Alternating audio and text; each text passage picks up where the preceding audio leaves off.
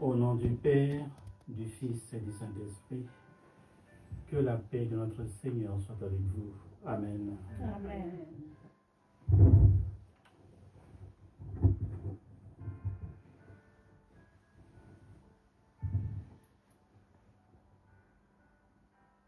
Mes bien-aimés, aujourd'hui,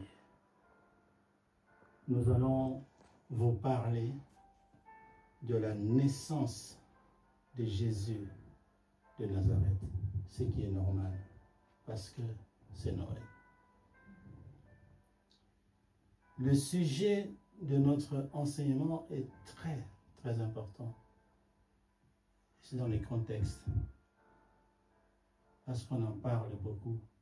Et je pense que notre devoir est d'apporter des éclaircissements sur ce sujet. C'est notre devoir en tant que serviteur de Dieu de clarifier certaines choses. Et c'est nécessaire. Et donc le sujet, c'est l'origine de la date de Noël. L'origine de la date de Noël. Mes frères et sœurs, pour développer notre sujet, nous allons nous appuyer sur les textes qui sont écrits dans l'évangile de Luc, au chapitre 2, et nous lirons les versets 1 à 20. Ensuite, le deuxième texte, Osée, chapitre 4, et nous lirons le verset 6. Et j'invite poliment ceux et celles qui le peuvent de vous lever pour accueillir la parole de Dieu, pour honorer la parole de Dieu. Et je vais donc demander à notre sœur Rosalie, parce qu'il est tout près de l'écran là-bas, de nous lire les deux textes. Le premier se trouve dans l'évangile de Luc. Donc tu vas afficher la Bible,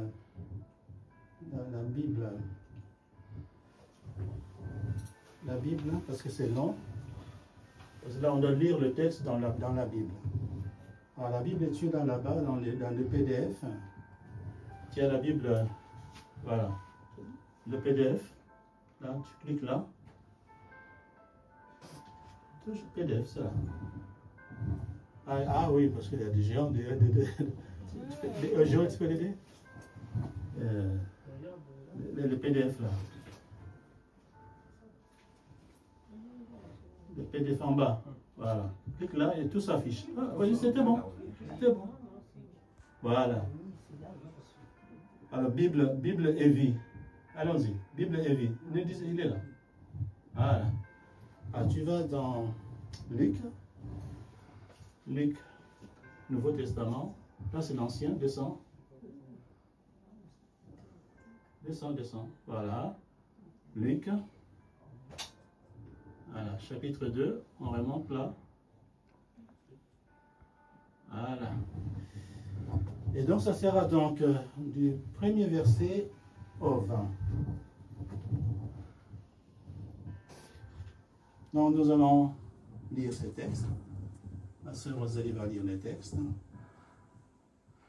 Voici la parole de Dieu, écrite dans Luc, chapitre 2. Alors, suivez bien parce que ça, on va juste lire pour rappeler comment s'est passée la naissance de Jésus. Ok? Allez-y, ma sœur. En ce temps-là, parut un édit de César Auguste, ordonnant un recensement de toute la terre. Ce premier recensement eut lieu pendant que Quirinius était gouverneur de Syrie. Tous allaient se faire inscrire, chacun dans sa ville. Ok. Joseph aussi monta de la Galilée, de la ville de Nazareth, pour se rendre en Judée, dans la ville de David, appelée Bethléem, parce qu'il était de la maison et de la famille de David, afin de se faire inscrire avec Marie, sa fiancée, qui était enceinte. Pendant qu'ils étaient là, le temps où Marie devait accoucher arriva. Et elle enfanta son fils premier-né. Elle l'emmaillota et le coucha dans une crèche parce qu'il n'y avait pas de place pour eux dans l'hôtellerie. Ok. Il y avait dans cette même contrée des bergers qui passaient dans les champs les veilles de la nuit pour garder leurs troupeaux. Et voici, un ange du Seigneur leur apparut, et la gloire du Seigneur resplendit autour d'eux. Okay. Ils furent saisis d'une grande frayeur, mais l'ange leur dit, ne craignez point, car je vous annonce une bonne nouvelle qui sera pour tout le peuple le sujet d'une grande joie. C'est qu'aujourd'hui, dans la ville de David, il vous est né un sauveur qui est le Christ, le Seigneur. Et voici à quel signe vous le reconnaîtrez. Vous trouverez un enfant emmailloté et couché dans une crèche. Et soudain, il s'est joigni à l'ange une multitude de l'armée céleste, louant Dieu et disant, gloire à Dieu dans les lieux très hauts et paix sur la terre parmi les hommes qui l'agréent. Lorsque les anges les eurent quittés pour retourner au ciel, les bergers se dirent les uns aux autres, allons jusqu'à Bethléem et voyons ce qui est arrivé, ce que le Seigneur nous a fait connaître. Ils y allèrent en hâte et ils trouvèrent Marie et Joseph et le petit enfant couché dans la crèche. Après l'avoir vu, ils racontèrent ce qui leur avait été dit au sujet de ce petit enfant. Okay. Tous ceux qui les entendirent furent dans l'étonnement de ce que leur disaient les bergers. Marie gardait toutes ces choses et les repassait dans son cœur. Voilà. Et les bergers... C'est bon, c'est bon. Jusque-là, c'est bon. Ok, donc là, c'était l'histoire de la naissance de Jésus. Passons au deuxième texte. Là, tu peux revenir sur les PDF. Attends, donne-moi la main. Voilà.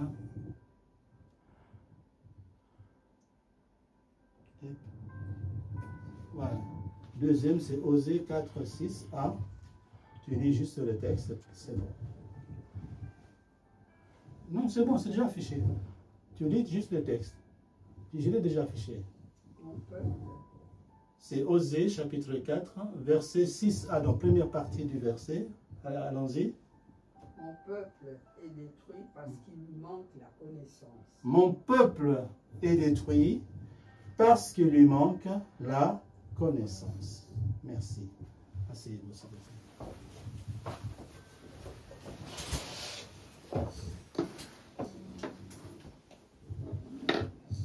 Mes bien-aimés en Christ, aujourd'hui, nous nous réunissons pour explorer ensemble, l'origine de la date de Noël. Ce moment sacré où nous célébrons la naissance de notre Seigneur et Sauveur,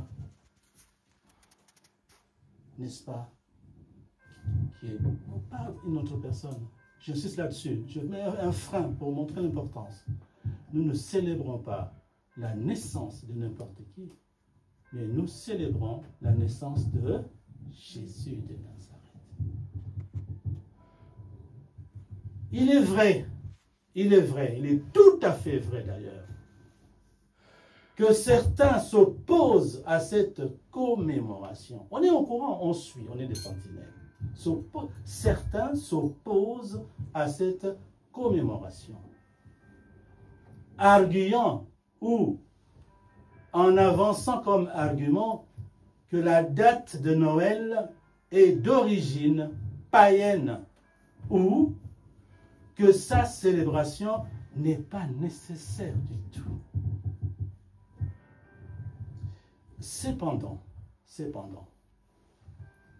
il est essentiel de se rappeler que ce jour, bien au-delà de sa date précise,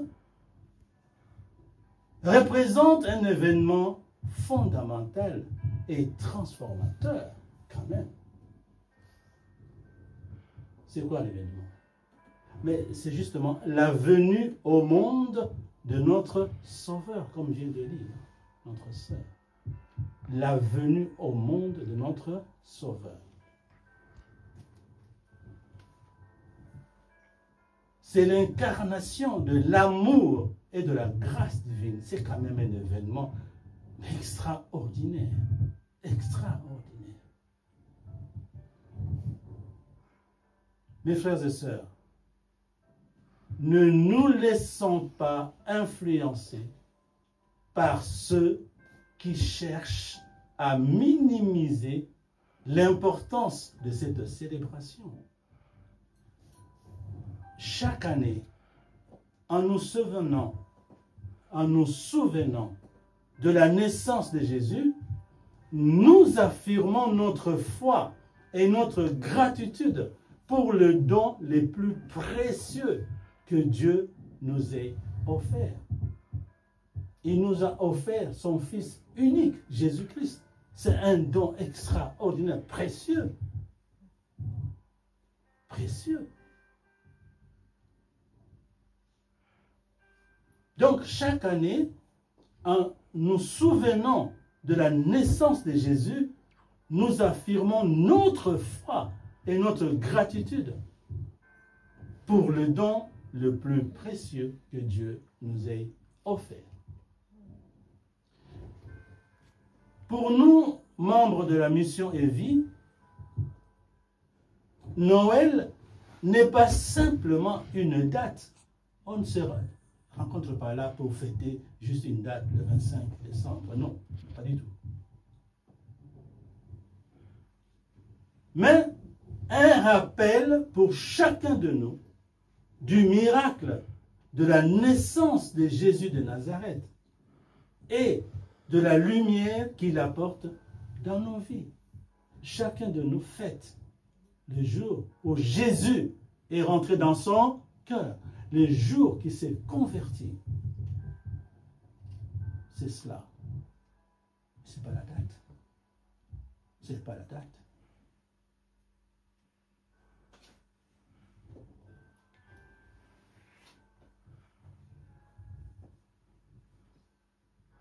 Oui.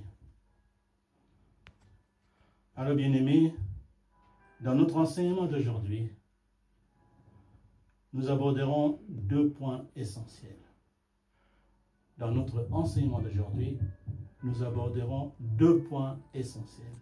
Le premier, la naissance de Jésus de Nazareth. C'est un rappel. Ça, c'est déjà fait. Notre sœur a lu les textes qui nous rappellent comment Jésus est né. Et ça, on le fait tous les ans. Ça, c'est déjà fait.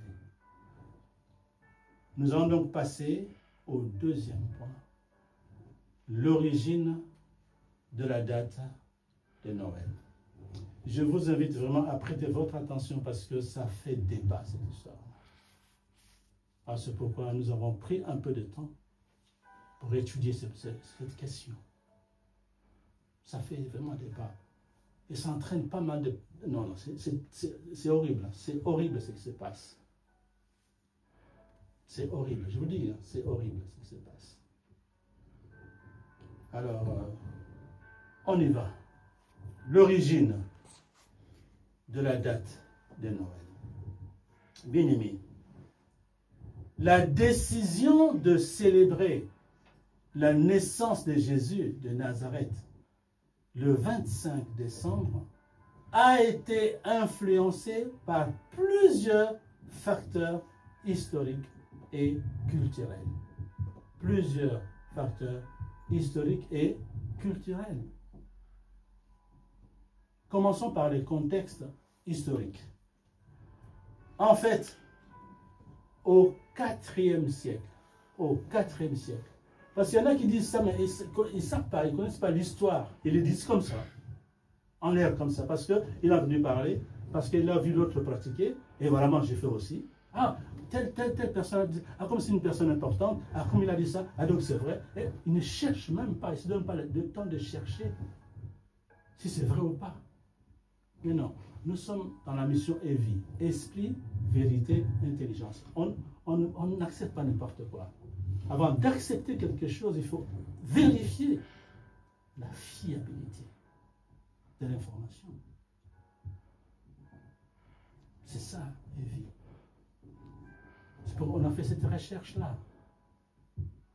C'est depuis le 4e siècle que ça date, cette histoire-là. 4e siècle. Donc, au 4e siècle, le christianisme devenait de plus en plus influent dans l'Empire romain, les grands empires romains. Parce que l'empereur lui-même s'est converti. On dit, ah, voyez, c'est comme en RDC. Quand le président, son excellence Chilombo, a donné le pays à qui? À Jésus. On n'était pas content?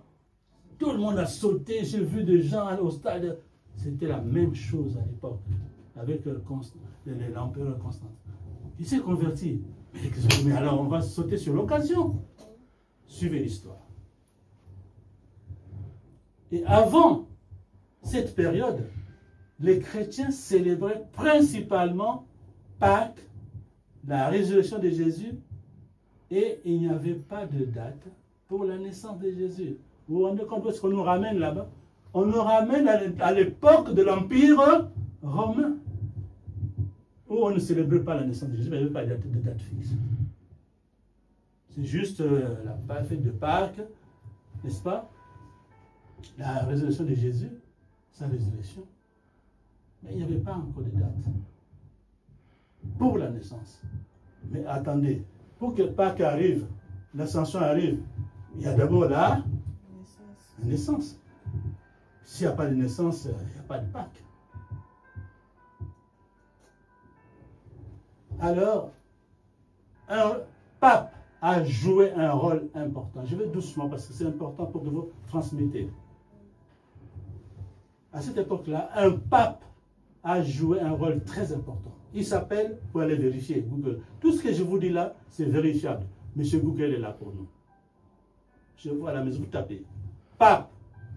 Il s'appelle Libère. Il a joué un rôle important. Le pape Libère. Ce pape a officiellement fixé la date du 25 décembre pour célébrer la naissance de Jésus de Nazareth. Et pourquoi? Et pourquoi il a choisi cette date? On continue l'histoire. Cette décision du pape Libère, cette décision visait à remplacer les fêtes païennes existantes, comme le festival du Sol Invictus, ça c'est du latin, qui signifie en français le soleil invaincu, qui s'est déroulé à la même période. Je reprends. En 354, le pape Libère a officiellement fixé la date du 25 décembre. Pourquoi? Pour célébrer la naissance de Jésus de Nazareth. Et cette décision visait à remplacer les fêtes païennes existantes, comme le festival du Sol Invictus ou le soleil invaincu, qui s'est déroulé à la même période. Remplacer cette fête païenne-là par la fête des chrétiens, par la célébration ou la commémoration de la naissance de Jésus, à la même date, pour étouffer la fête